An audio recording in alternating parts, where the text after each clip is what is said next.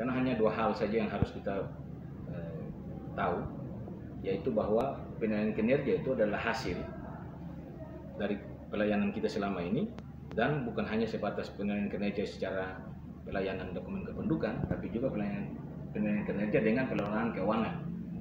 Keuangan kita boleh bagus, tetapi pada saat pelayanan publik tidak baik, ya sama. Salah contoh paling sederhana adalah saat ini di Dukcapil sudah tidak lagi menggunakan blanko kertas security.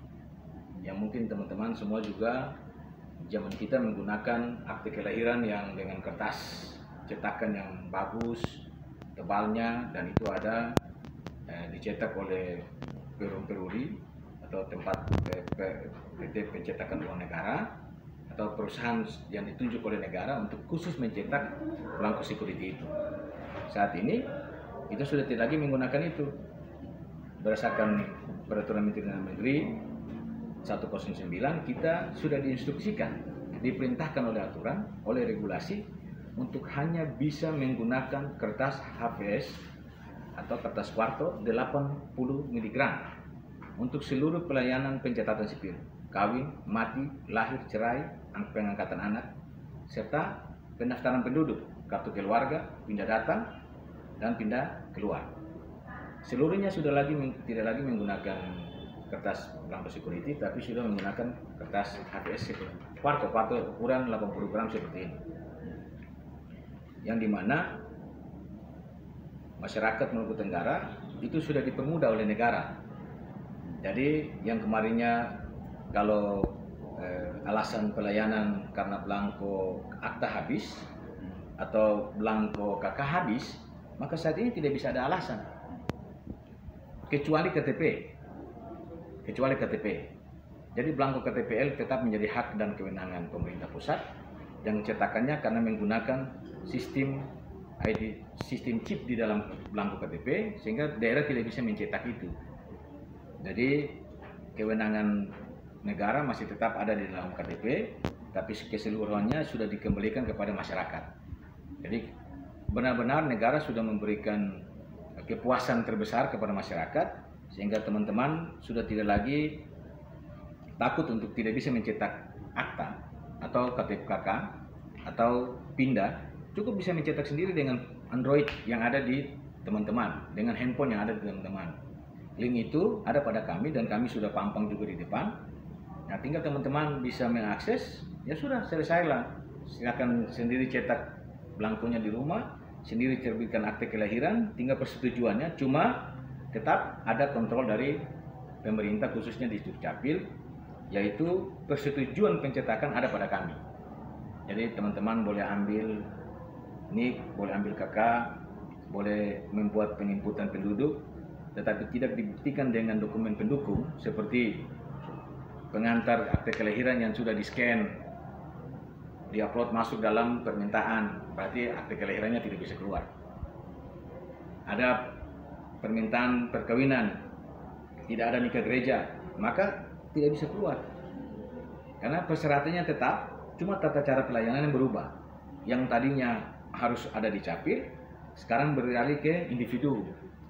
Jadi silakan individu sendiri lakukan. Selama sudah bisa melakukan akses internet, sudah bisa mengoperasikan Android, silakan. Kami memberikan kewenangan itu kepada masyarakat untuk melakukan pencetakan. Lebih-lebih lagi, kalau kita sudah punya mesin ADM, mesin administrasi anjungan mandiri dokumen kependudukan. Jadi nanti insya Allah kalau Pak Bupati, konsultasi kita dengan Pak Bupati setuju, maka kemungkinan besar 2021 Maluku Tenggara juga harus punya ADM. Berarti teman-teman yang punya akte hilang, punya KTP hilang, punya kartu keluarga belum ada, silakan di KDM cetak sendiri, lalu ambil. Sama seperti melakukan ATM yang harus ada PIN, harus ada transaksi, terus harus ada uang di rekening, ya sama dengan kita nanti. Selama ada NIK, ada persyaratan, maka kebutuhan masyarakat terpenuhi. Nah, itu mungkin salah satu pelayanan kita ke depan, dan harapan kita semakin cepat kita bergerak untuk membahagiakan masyarakat, maka semakin mudah pelayanan itu. Mungkin itu yang menjadi target. Mungkin terakhir Pak Kades, tadi juga ada sempat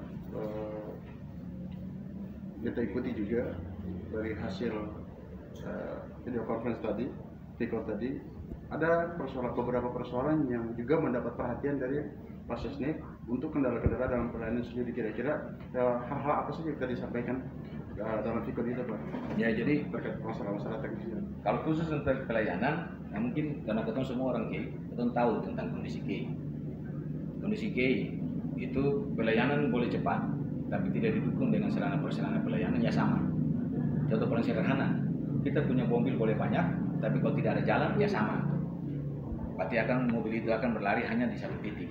Nah, sama dengan di dapil, kita bisa berlari full, tetapi tidak didukung dengan sarana-prasarana, khususnya jaringan internet, maka kita pun pasti stop. Tapi alhamdulillah dalam permasalahan ini itu ada dua metode yang tadi Pak Yasin bilang, itu ada dua metode pelayanan.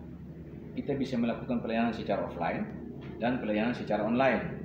Yang diinginkan oleh Pak Bupati adalah pelayanan harus tetap online. Dan ini didorong oleh Pak Bupati melalui program OHOI cerdas atau OHOI milik internet itu dalam program 11M-nya. Itu wajib untuk seluruh OHOI bisa mengakses internet dan seluruh OHOI bisa melakukan pelayanan di OHOI.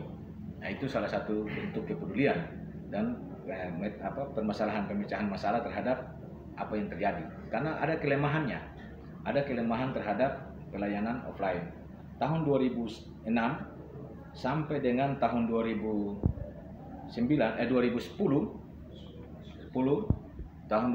kita masih offline.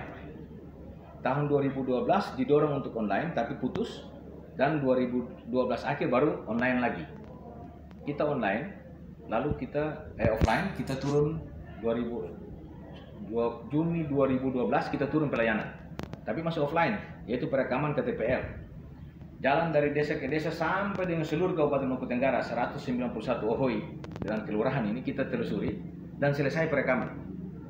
Tapi hasilnya itu adalah ada yang terima KTP, ada yang tidak terima KTP. Itu kelemahan offline. Makanya Pak Bupati tahu itu dan permasalahan ini telah kami sampaikan. Beliau tetap mendorong untuk harus tetap online. Dengan catatan karena online perekaman itu jadi dan langsung terkirim. Berarti tinggal tergantung saja ada alat pencetakan langsung kita cetak. Jadi harapannya memang ada permasalahan di Maluku. Tapi permasalahan itu memang bisa diatasi. Salah satunya pelayanan offline, tapi kami hindarkan pelayanan offline karena kondisi kita berbeda dengan tanah Jawa. Kalau di Jawa, dia offline silakan. Besoknya tidak jadi, besok mereka bisa balik. Tapi kalau kita, ini hari tidak jadi, kita tunggu tahun depan baru kita balik. Karena berhubungan dengan pembiayaan terhadap pelayanan itu sendiri. Nah, jadi mungkin inilah kendala-kendala kita. Semoga cepat kita online dan masyarakat bisa bahagia. Dan itu mungkin target kita di 2021, karena ada target nasionalnya. Nah, kita juga buru target nasional itu. Oke, siap. Ya.